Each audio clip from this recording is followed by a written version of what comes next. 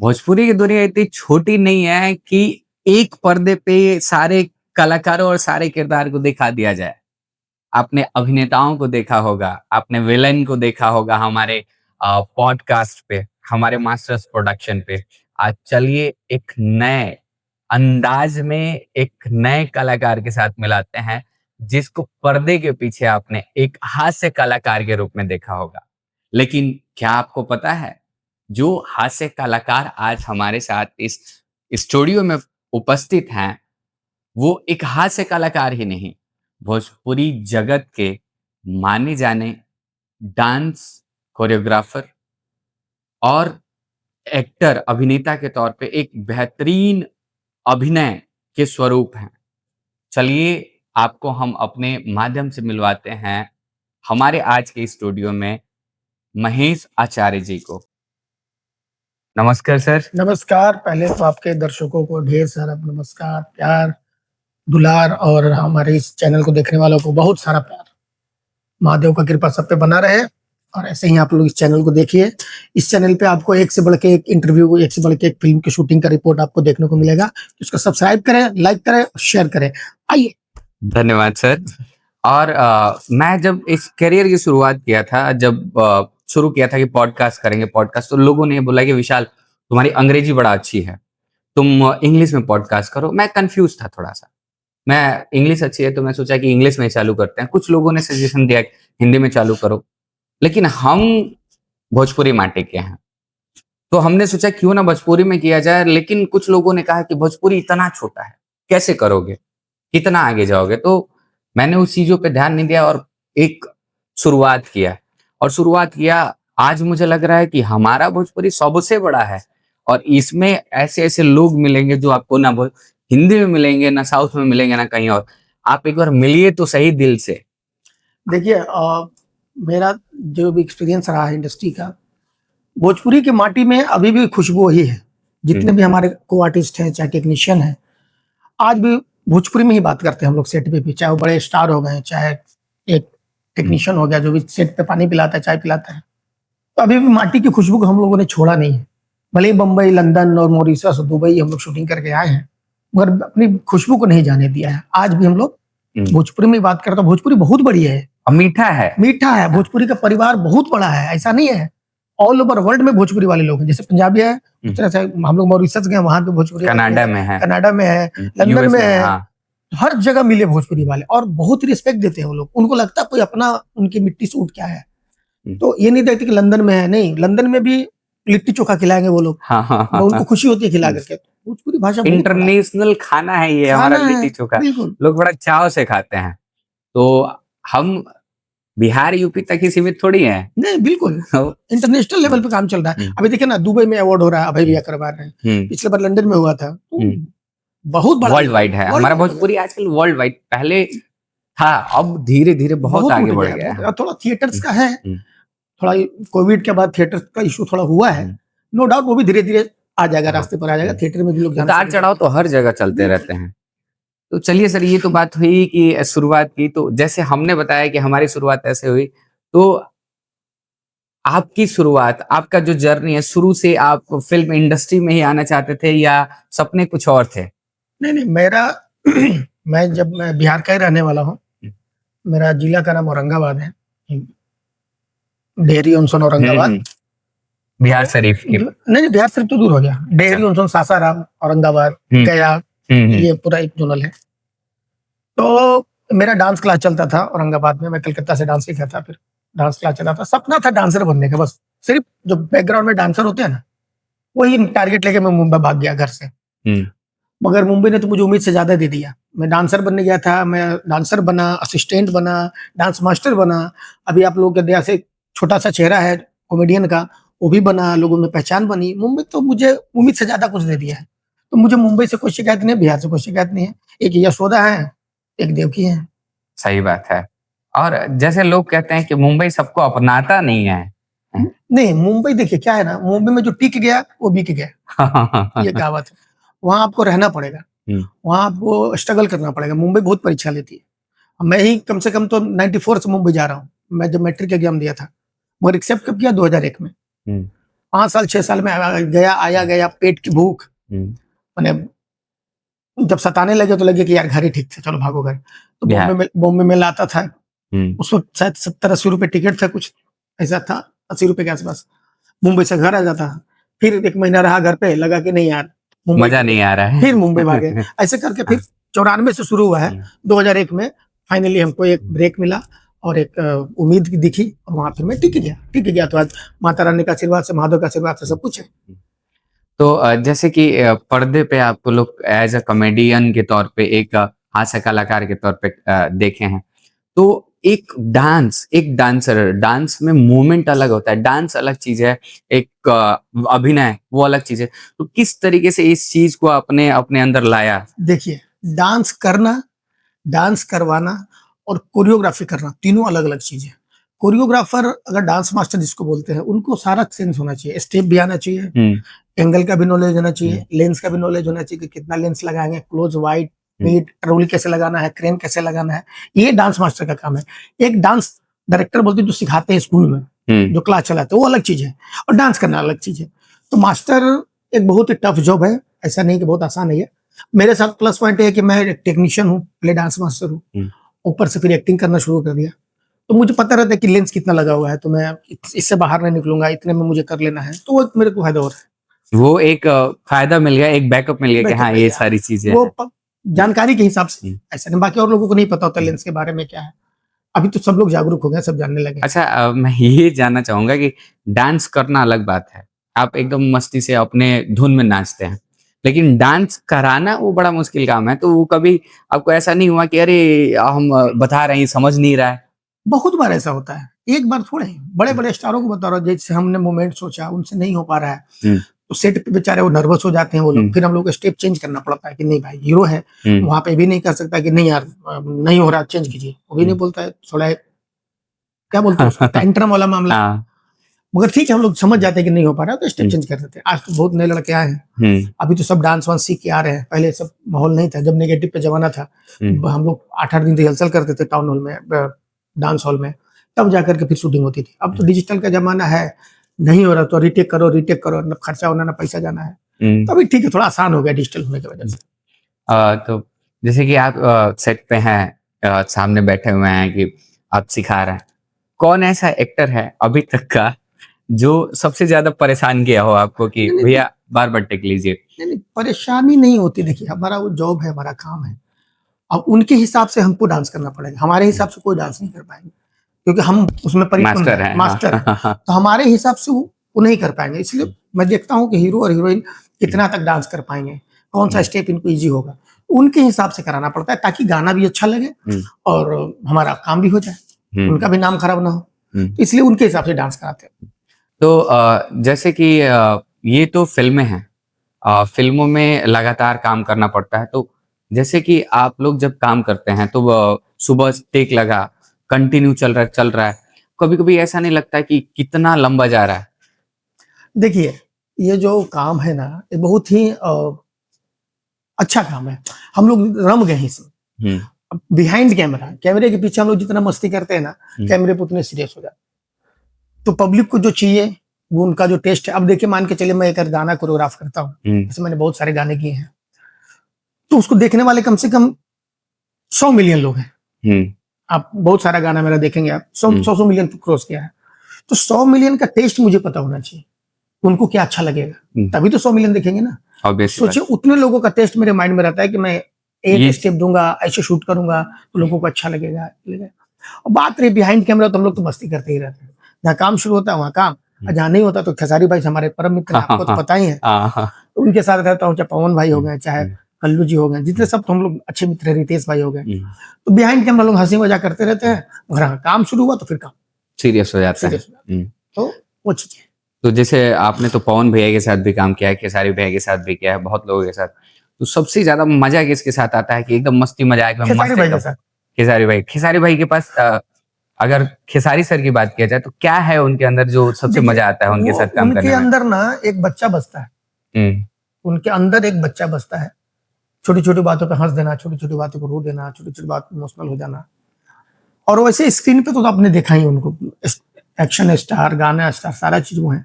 मगर कैमरे के पीछे ना उनके अंदर एक मासूम बच्चा बसता है जो हर चीज मेरे से शेयर करते हैं। मास्टर जी ये हो गया, मास्टर जी वो हो गया, हंसी मजाक।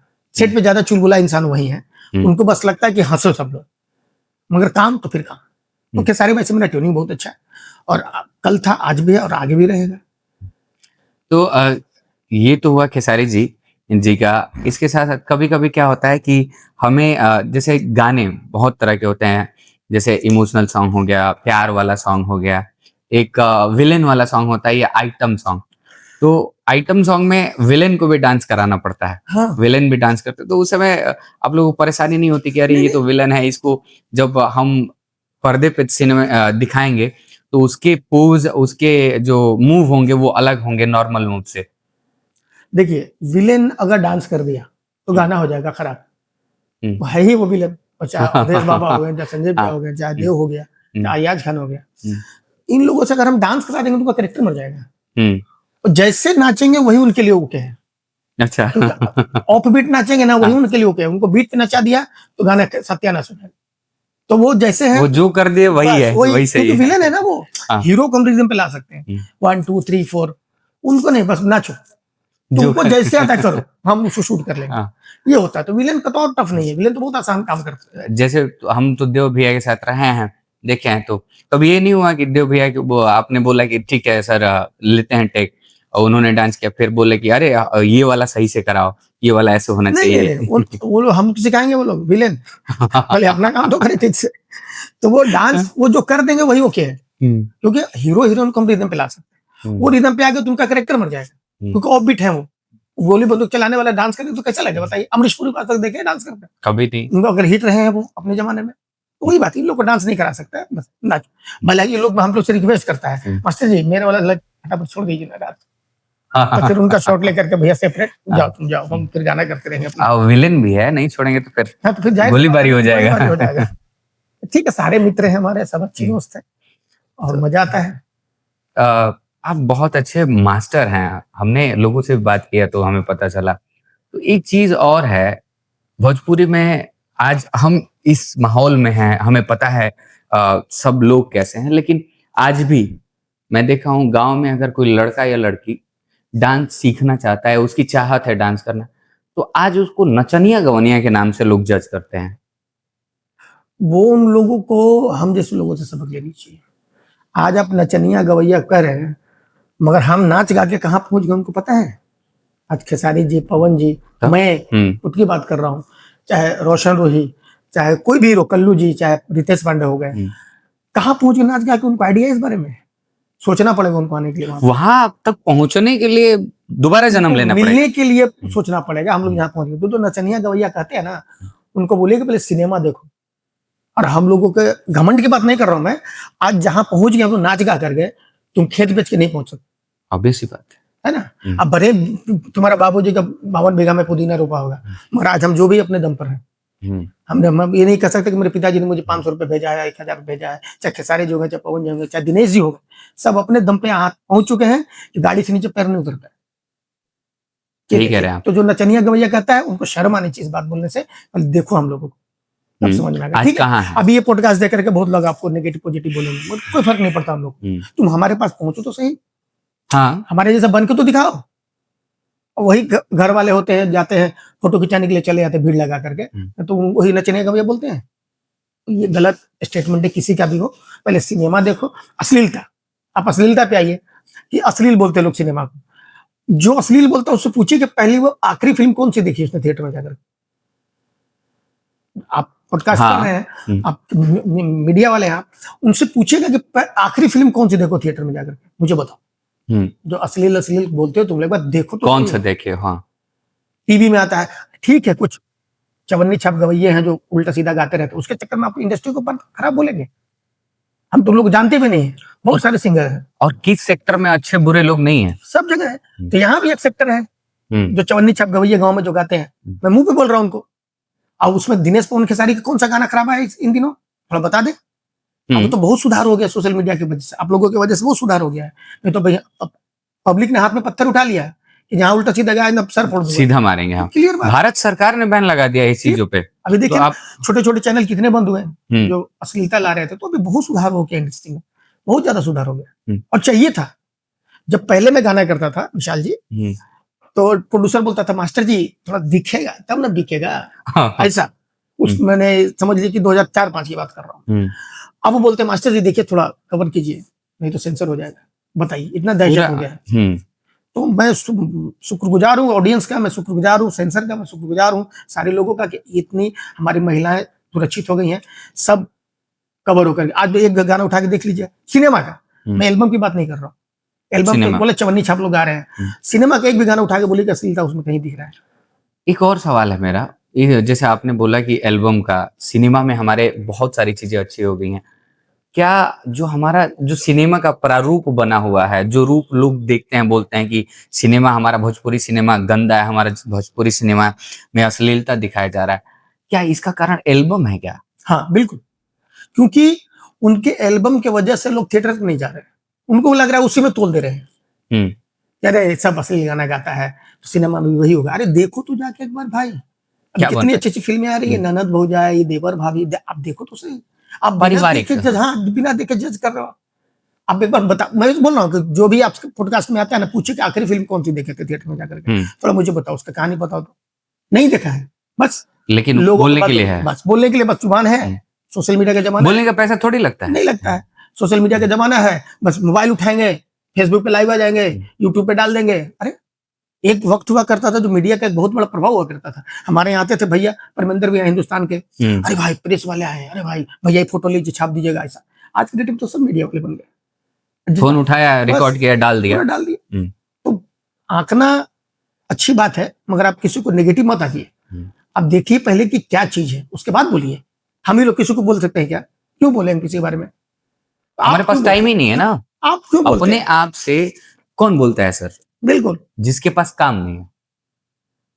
और ये जैसे आपने बोला कि एल्बम से हम लोगों को जज किया जा रहा है, भोजपुरी का जो एक रूप है, ओरिजिनल रूप जो पीछे हैं बहुत बड़े अच्छे अच्छे कलाकार जैसे पवन भैया, खेसारी भैया, अवधेश मिश्रा जी, जो संभाले हुए हैं, जो पिलर हैं, वो लोग इस चीज को संभाले हुए हैं, लेकिन चंद लोगों के कारण हमारी इंडस्ट्री बदनाम हो रही है। तो ये कब तक चलता रहेगा? ये चंद लोग भी गिनती में नहीं आते हैं, ये गिनती में भी नहीं आते हैं। हम लोग को दूर दूर तक खड़े नहीं है लोग, बस अपने गाएंगे, खुद का यूट्यूब चैनल पे डाल देंगे, अपने से वाहवाही, पूरा भोजपुरी बदनाम करेंगे लोग। अरे हमारी फिल्में देखो ना, यूट्यूब पर सर्च करो, महेश आचार्य, अवधेश मिश्रा, खेसारी लाल, तो दिखेगा। तुम कहाँ दिखते हो? अपने चैनल पे दिखोगे। हम तो 50 चैनल पे दिखते हैं। तो अगर हम खराब होते तो क्या दिखते 50 चैनल पे? आज आपके पॉडकास्ट में दिखता मैं नहीं, जाहिर सी बात है। तो ये कुछ चंद लोग हैं जो भोजपुरी को बदनाम कर रहे हैं। और बाकी सिनेमा की बात रही तो सिनेमा बहुत अच्छा बन रहा है इन दिनों। आप, मैं भी देखता हूँ, मैं अपनी माँ को फोन करके बोलता हूँ कि मम्मी आज फिल्म आओ तो देख ली। तुम अगर खराब रहेगा तो मैं माँ को क्यों बोलूंगा? कभी नहीं। और लोगों का ये धारणा हो गया है कि बॉलीवुड देख लीजिए परिवार के साथ बैठ के, साउथ देख लीजिए, भोजपुरी मत देखिए। क्यों? कब देखा? तो आखिरी बार कब सिनेमा देखा आपने हमारा? हाँ, एक बार देखिए तो सही। अब बिना देखे आप किसी पे उंगली उठा दे रहे हैं। कोई भी एक्टर, इतना मेहनत से हम लोग फिल्म बनाते हैं, 1-1 करोड़ 2-2 करोड़ रुपए खर्चा होता है हम लोगों का।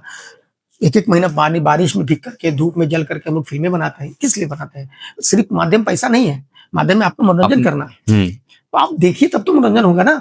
आप बिना देखे आप बोल रहे हैं कि अश्लील है, तो फलाना ढोड़ी है, तो काजल है, तो ये है, तो वो है। अरे तुम एल्बम की बात कर रहे हो, सिनेमा दो। हम लोग सिनेमा वाले लोग हैं, एल्बम वाले वो चवन्नी छाप गवैये हैं जो ला करके अपने यूट्यूब चैनल चलाने के लिए कर रहे हैं। उसके चक्कर में हम लोग भी पीछे जा रहे हैं। मैं अपने दर्शकों को बोलूंगा कि एक बार आप थिएटर में जाएं, थिएटर में नहीं जाना है, टीवी में देखें हमारी सिनेमा को, इन दिनों का सिनेमा, तब समझ में आएगा कि सिनेमा क्या बन रहा है। एल्बम की बातों में न पड़े, एल्बम वो चवन्नी छाप गवैये हैं, इनको मैं मुंह पे बोलता हूँ। तो आप सिनेमा के माध्यम से देखें उसको। एक और चीज जैसे मैं आपसे जानना चाहूंगा, जैसे कि जो हमारा जगत है, भोजपुरी का जगत है, आज भी बहुत सारे लड़के आज इंस्टाग्राम पे, सोशल मीडिया पे मेहनत कर रहे हैं, आगे बढ़ने की कोशिश कर रहे हैं, लेकिन आज भी मौका नहीं मिल पा रहा है उन्हें। तो क्या नए कलाकार को मौका मिलना चाहिए? देखिए, हम लोग जब इंडस्ट्री में आए, ना फेसबुक था, ना इंस्टा था, ना कुछ नहीं था। एक सादा फोन हुआ करता था, बटन वाला। अब तो एंड्रॉइड और आईफोन और जी फोन और पे फोन आ गया। तो उस वक्त में सच्चे टैलेंट की कदर थी। हम लोग को माध्यम कुछ नहीं था। मुंबई ही जाकर के किस्मत आजमाना था।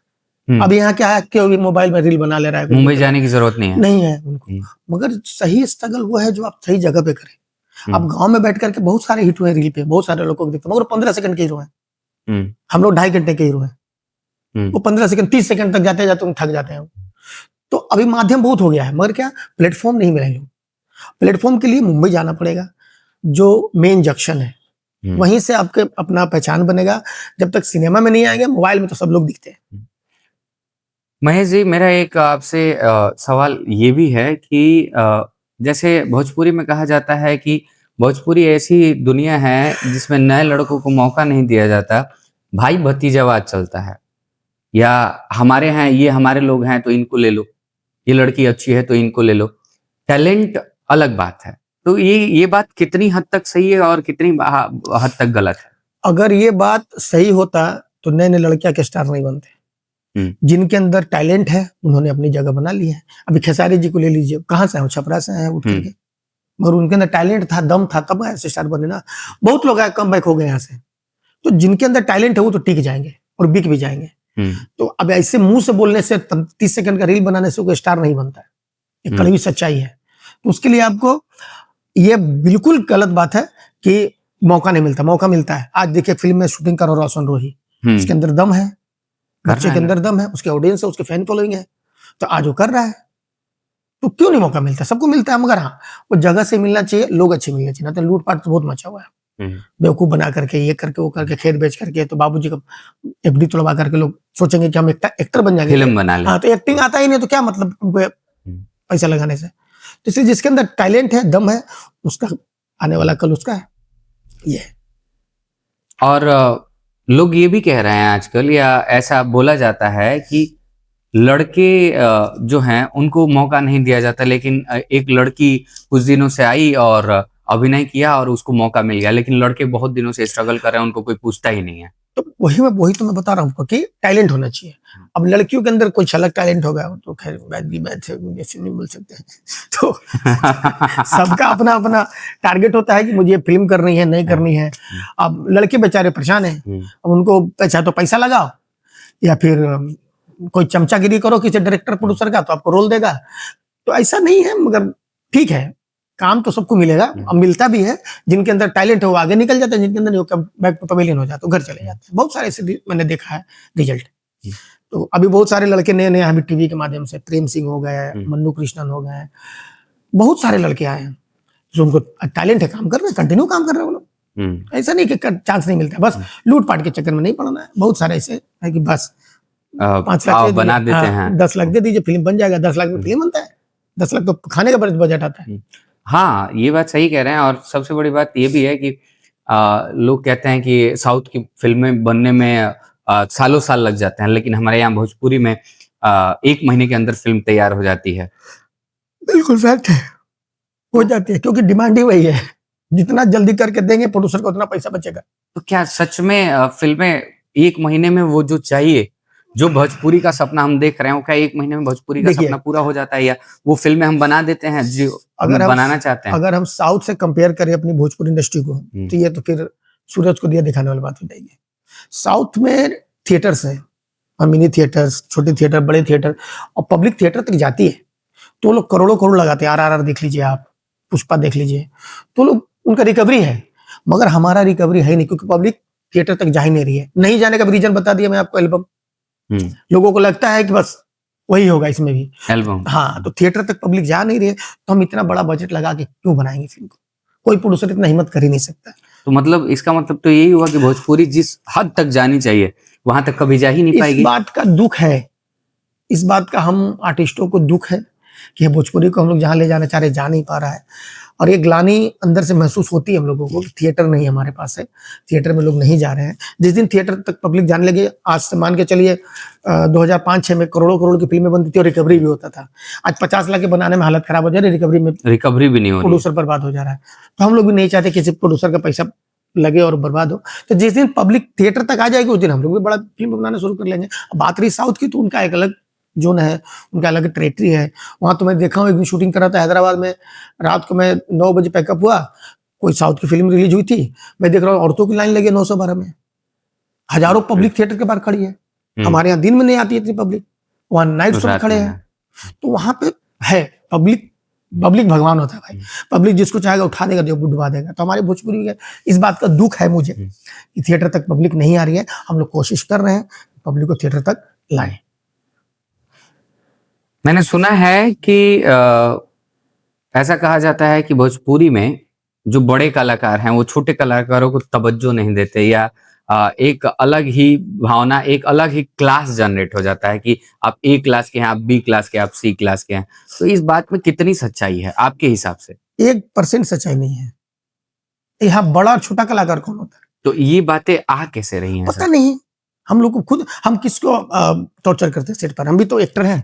हमारे छोटे जो स्पोर्ट वाले होते हैं, भाई करके बोला तो बाबू थोड़ा पानी पिला दे, खाने वाले हो गए, चाहे डायरेक्टर हो गए, चाहे हीरो हो गए, हम लोग कभी कंपेयर नहीं किसी से करते हैं। सब भाईचारा है हम लोगों में। अभी बातें कहाँ से आती है? तो वही वो बता ना कि क्या बोलते हैं उसको कि सूत्रों के हवाले से पता चला। तो सूत्र है कौन? आज तक सूत्र का पता नहीं चला है। आप पता ही, हाँ, सूत्रों के हवाले से पता चला कि आप फलाने हैं ढिमकाने आ रहे, तो सूत्र है कौन?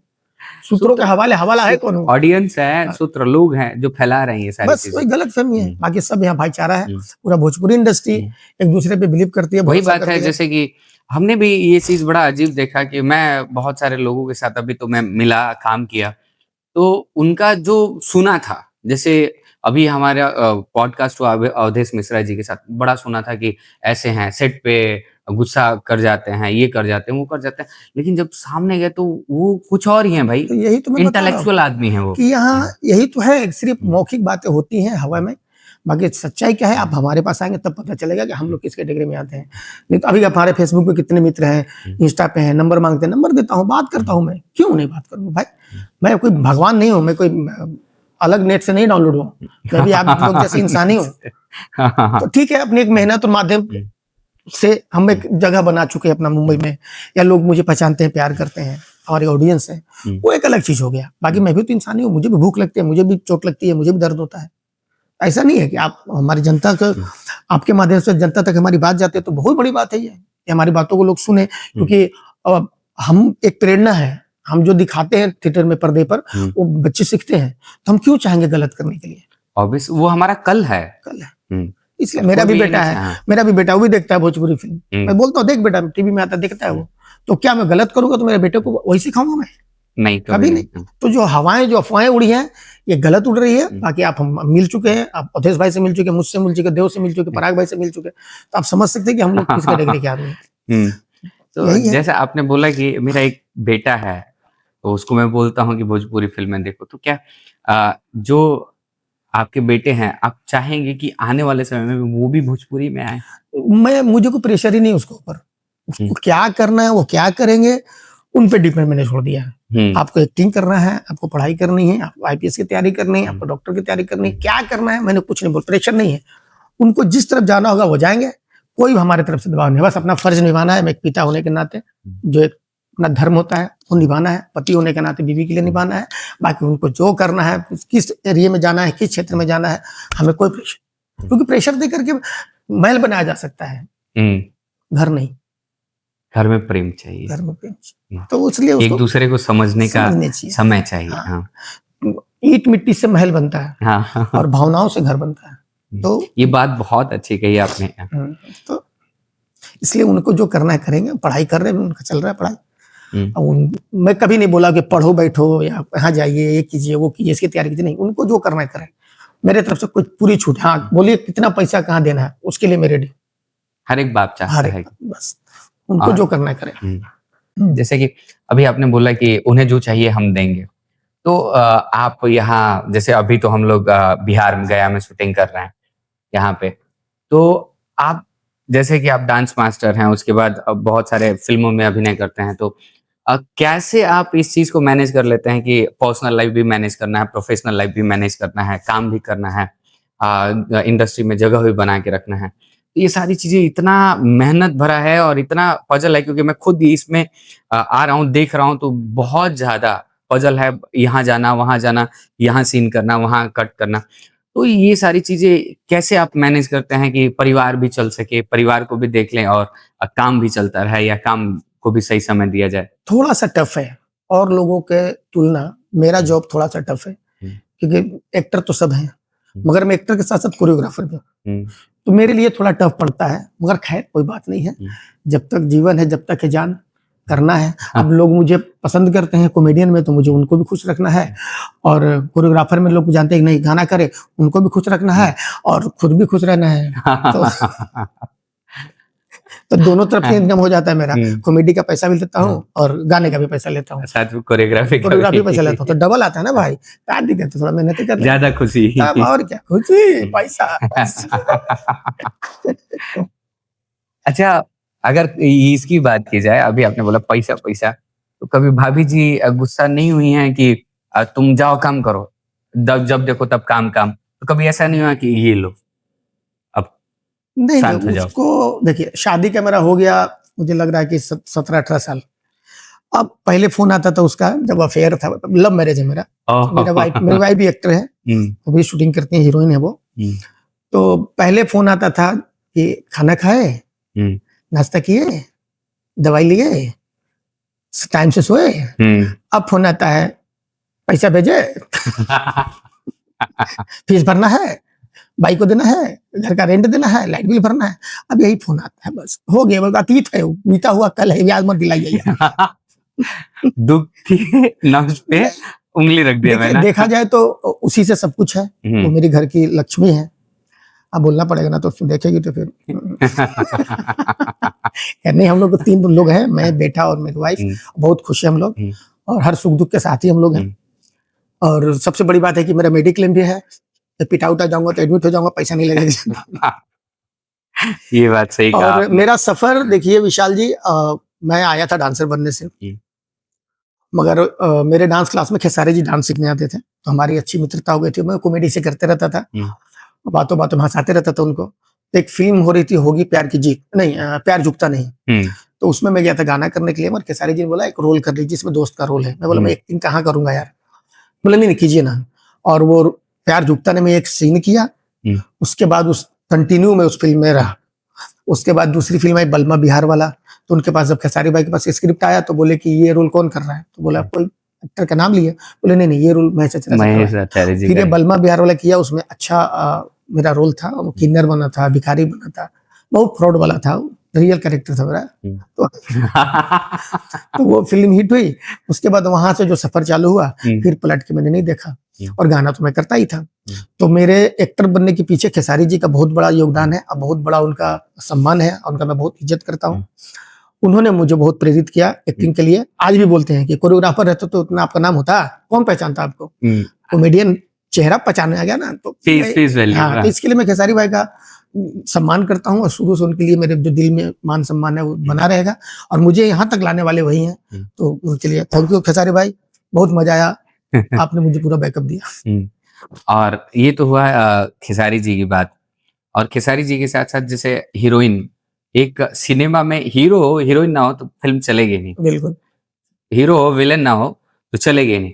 तो हीरोइन, कोई ऐसी हीरोइन जो आपको बहुत ज्यादा पसंद आई हो? नहीं सब पसंद आती मुझे, एक नाम लेकर सब अच्छा, सब बढ़िया, सब एकदम एक होता है ना कि मेरी बीवी सबसे बढ़िया। अब मैं चुप हो जाऊं? मेरी बीवी आप कहीं और से बच रहे हैं। मेरी बीवी ऑलरेडी सीरियल करती है, तो उससे बड़ा खूबसूरत कौन है धरती पर, बस बात वही खत्म हो गई, बाकी सब तो हीरोइन है ही। इसलिए सारी हीरोइन अच्छी हैं। देखिए एक बहुत अच्छी इंडस्ट्री का सच्चाई बता रहा हूँ आपको, कि अगर 100 हीरोइन है, उसमें से 98 डांसर अच्छी हैं। एज ए मास्टर मैं बोल रहा हूँ, 2 को डांस नहीं आता होगा, और 100 हीरो है तो 98 को डांस नहीं आता है, 2 को आता है बस। ये बहुत बड़ा कैसे मैनेज करते हैं? करना पड़ता है, जहाँ हीरोइन को डांस करा हीरोइन को करा लेते हैं, जहाँ हीरो डांस से मिल जाता तो हीरो को डांस। कभी ऐसा नहीं होता है कि जैसे कि आप गए और आप मुंह बता रहे हैं कि ऐसे ऐसे हीरोइन देख रही है, तो बोलते आचार्य जी रुकिए हम सिखाते हैं? नहीं ऐसा कभी नहीं, इतना मतलब प्यार से नहीं। इंडस्ट्री में अभी तक ऐसा आर्टिस्ट नहीं है जो संस्कार ना हो। सारे जो संस्कार में ही मैं बोल रहा हूँ, मैं एक बात कर रहा हूँ। नहीं ऐसा कुछ नहीं, जो हम लोग बताते हैं वो लोग वही करते हैं, और हम लोग अच्छा बताते तो क्यों चेंज करेगा कोई? अगर आप में गलती है तब तो कोई चेंज करेगा ना, तो हम लोग अच्छा ही बताते, तो लगता है कि मास्टर जी ओके डन, यही तो स्टेप। मेरे कहने का मतलब ये था कि जैसे कि बोलते हैं कि ऐसे करो, हीरोइन खुद हीरो को मैं सिखाने लगे। आपका कहने का मतलब है कि आपके काम में कौन हीरोइन उंगली करती है? कोई नहीं करती है। सब हीरोइन अच्छी हैं, सब रानी जी हो गई, चाहे पाखी जी हो गई, सब हम लोग पुराने आज से 2005 से देख रहा हूँ मैं सब। अभी तो बहुत सारी हीरोइनें आ गई हैं टीवी में, मगर ये सब इतने सीनियर हैं आज अच्छा भी। सर, हीरोइनी की बात चल रही है तो जैसे कि पहले की हीरोइन रानी जी की बात की आपने, अक्षरा जी हो गई, आम्रपाली जी हो गई, आजकल नई हीरोइन आ रही है, उनका मिजाज और उनके पहले जो हीरोइन थी उनके मिजाज में अंतर नजर आता है? नहीं नहीं, देखिए अदब तो सबके अंदर है। हम्म, जैसे हम लोग जिस पोस्ट पे हैं, एज ए डांस कॉमेडियन, और रानी जी पाखी जी का भी दौर हम लोगों ने देखा है, इधर जो नई हीरोइन भी है इनका भी दौर देखा है, वो भी आज भी संस्कारी हैं, ऐसा नहीं है थोड़ा सा एटीट्यूड आ गया, थोड़ा ईगो आ गया, ना अक्षरा जी में, ना आम्रपाली जी में, ना रानी जी में, एकदम सिंपल। अभी जितनी भी नई लड़कियां आ रही हैं सब सिंपल हैं, सब वही रिस्पेक्ट, वही भाव, वही अदब, काम के प्रति सजग, सुबह 7 बजे से सेट पे आना, रात को 9 बजे तक जाना, ना छेछा इधर कुछ नहीं, तो सब अच्छी, काम के प्रति सब ईमानदार है ये। हाँ, बाकी अगर बात एटीट्यूड पे आएगी तो फिर तो सब एक कुत्ता भी काट लेता है, वो चीजें होती है। चलिए, आपसे बात करके बहुत अच्छा लगा और बहुत कुछ जानने को मिला। और जो लोग देखे थे कि महेश जी एक कॉमेडियन हैं, कॉमेडियन के साथ-साथ एक बहुत अच्छे पिता हैं। बिल्कुल, मुझे लगता है जैसे मैंने आपसे बात किया, जब से आपसे मिला, एक अच्छे पति हैं। बिल्कुल। इसके आगे तो मैं कुछ बोलूँगा ही नहीं। नहीं, नहीं, चलिए अच्छा लगा। और एक अच्छे कोरियोग्राफर हैं। तो ये सफ़र ऐसे ही चलता रहे और एक नई मुकाम हासिल करे और सफलता सबको मिले सर। जो बिल्कुल, मेहनत कर रहा है सब डिज़र्व करता है वो सफल हो। बिल्कुल, बिल्कुल। हमारे इस पॉडकास्ट में आने के लिए आपका बहुत-बहुत धन्यवाद। धन्यवाद। दोस्तों नमस्कार, प्रणाम, मैं हूँ कोरियोग्राफर कॉमेडियन महेश आचार्य, और आप इस वाइब अनप्लग को सब्सक्राइब करें, लाइक करें और बेल आइकन का बटन दबाना ना भूलें, क्योंकि सारा रिपोर्ट सिनेमा का आपको मिलेगा इसी चैनल पे। तो जल्दी से जल्दी जाएँ और सब्सक्राइब करें। नमस्कार दोस्तों। देखिए, इनको ध्यान से देखिए, नाम विशाल है, स्मार्ट भी हैं। काम बेमिसाल है। Thank you. तो आप लोगों ने देखा होगा मुझे कई फ़िल्मों में, आज इस चैनल के माध्यम से आप यहाँ भी देख पा रहे हैं हमें। तो हमारी एक फ़िल्म आई थी अ, होगी प्यार की जीत, उसमें एक डायलॉग बहुत हिट हुआ था, मैं हलवाई के बेटी पे लाइन मारता हूँ। तो उसको बुलाने के लिए कैसे हलवाई को प्रणाम करता हूँ और चिल्लाता हूँ, प्रणाम! इतना ज़ोर से चिल्लाता हूँ कि उसकी लड़की आ जाती है छत पे, फिर मैं चिट्ठी फेंकता हूँ। तो आप ज़रूर देखिएगा होगी प्यार की जीत विशाल के साथ। Love you all.